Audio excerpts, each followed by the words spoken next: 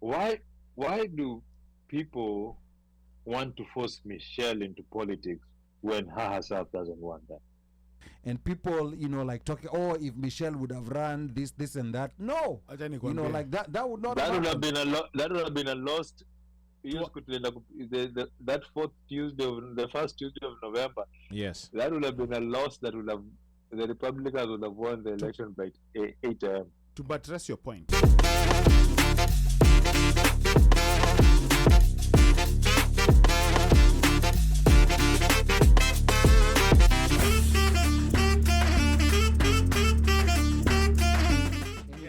Any plans? What for, are your political? No, The because voice.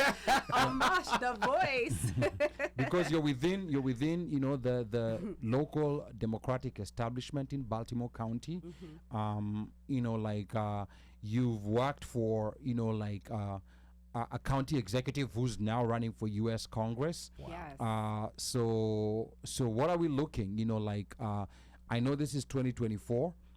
This may be a bit close, but is there anything you're looking at in the near future? Do you want to make an announcement? Maybe start looking for paid staffers, an exploratory committee, volunteers. I think when that time comes, I will make a point to announce on this forum. Okay. On this platform? All right. On this platform. good. I will Because, come and announce. You know, Annette is the original boots on the ground. Yes, absolutely. Like when you say somebody has put in work, she's the original boots on the ground. Like if you want an example of how political canvassing can be done or anything, just learning how to get involved in politics, and that is one of those. And the one thing that I like about what Annette does, it gets noticed. And Yes. I will tell you, this is one of those conversations where I do have a bunch of friends that I made when I was in that app called Clubhouse, who are younger, and that's demographic and generation. And guess what? Right now, they're the ones who are on the booth on the ground canvassing and teaching people about local elections and registering to vote. And that is why I'm also enthusiastic about Kamala's candidacy, because remember when Obama came out and was running, young people are the ones actually who came out, young black people came out and registered and voted. And it's the same thing that's happening right now in this social media. When you look out, like even if you see if you see people who are checking the rhetoric from Republicans, it's black people with funny memes and everything, but they're checking them with facts. It's a meme, but it comes with the fact. And then guess what? They start a conversation and they teach each other. They tell each other, go register for voting because this is what's going to happen. It wasn't happening when Papa Joe was on. She's brought it out, and it's because of the young folks like Annette that we can say that this country might be saved. Okay. Because this election was taking this country in a very bad direction. All right. So Mika, are you saying that my pick for VP, Michelle Obama, is a no-go? I'm just asking. No, it's all jokes. Those are big jokes that people like me. That's my pick. Yeah. Those are nice jokes that people like. I'm voting with my heart. Almost, let me ask you. Yes.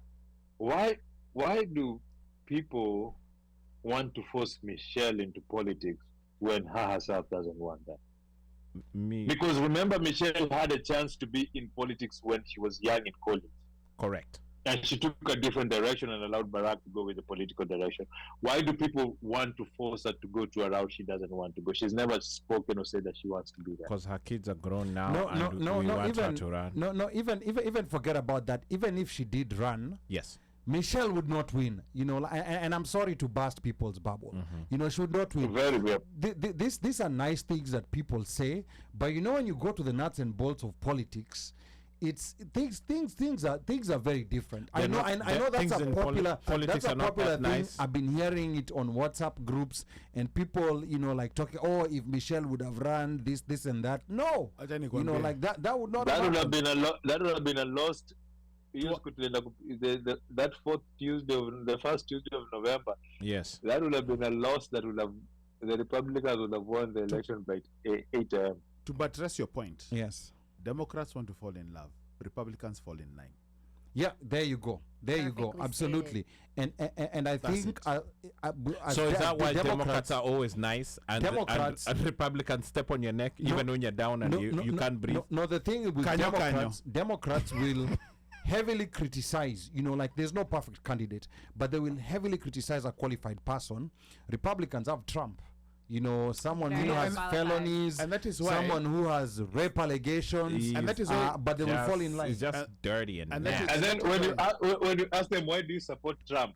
Oh, President Trump is gonna fix this country. He's gonna drain the swamp. That is the only answer. That is the only answer they have. And what about the economy? It's Trump's during. No. President Trump is the best president ever. For them, in a cult. And that is what for them, it's like a cult. They don't really care about CG policy. Alisha Sama is chasing away the Muslims. He's chasing away the immigrants. He's gonna close the border. No more immigrants are gonna come in. Okay. And he's gonna uphold the Bible. He's half a candidate. Okay. And by the way, even to make us point, he can't even name one verse of the Bible. He talked about two Corinthians. No. Even before that. Yeah, 2 Corinthians. I'm a Muslim and I even know there's no such thing as 2 Corinthians. 2 Corinthians is what? And that is why when you start 2 Corinthians are working. And that is why, like at the beginning of the show, when you talked about when I talked about how I was still in support of, what was irking me a lot was how the there was a self-annihilation. Maze, when you see how it doesn't matter who on the Republican side, it doesn't matter. Nikki Haley has fallen in line, Lindsey Graham fallen in line, Marco Rubio, all those idiots in 2016 were saying what? Were saying one thing. Right now they're falling in line. Nikki Haley herself at one point in time was like, this guy I'll not kiss the ring. What did she do? And that's what Hogan is going to do. Sure? I am certain that Larry Hogan, if he wins his Senate seat, right now he has ads going out. He's gonna take away reproductive rights. He's not gonna do this. He's not gonna do that. I have not heard a single Trump criticism from him since he announced his candidacy. Correct.